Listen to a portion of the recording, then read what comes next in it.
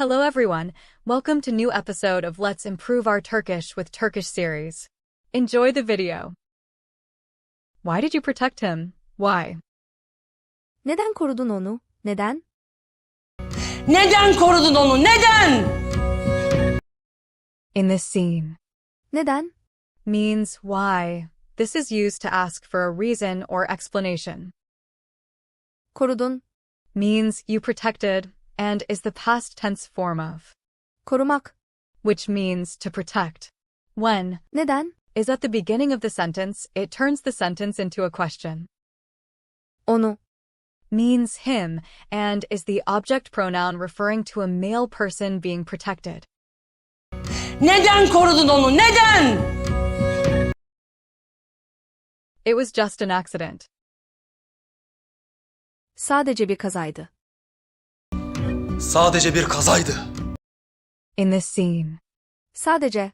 Means just or only and is used to indicate a single thing or factor. Bir. Means a and is used to denote a singular item. In Turkish, the numeral Bir. is used similarly to a in English. Kazaydı. Means it was an accident and is the past tense form of Kaza. which means accident. In Turkish, singularity can be expressed without explicitly using Bir.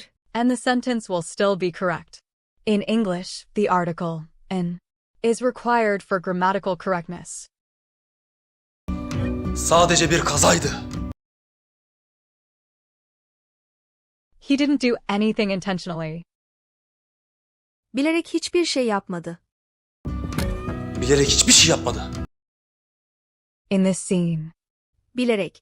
Means intentionally and is used to indicate that something was done on purpose. Hiçbir. Means any and is used to negate the existence of any item or action. Şey. Means thing and is used to refer to an object, action, or concept. Yapmadı. Means he did not do and is the past tense form of Yapmak. which means to do. The suffix Ma. makes it negative, turning did into did not do. Bilerek hiçbir şey yapmadı. Sorry. Kusura bakma. Kusura bakma. In this scene. Kusura. Means to fault and is used in the expression to indicate someone's mistake or offense. Bakma. Means do not look. Bak. Means look and adding. Ma. Makes it negative. The phrase Kusura bakma.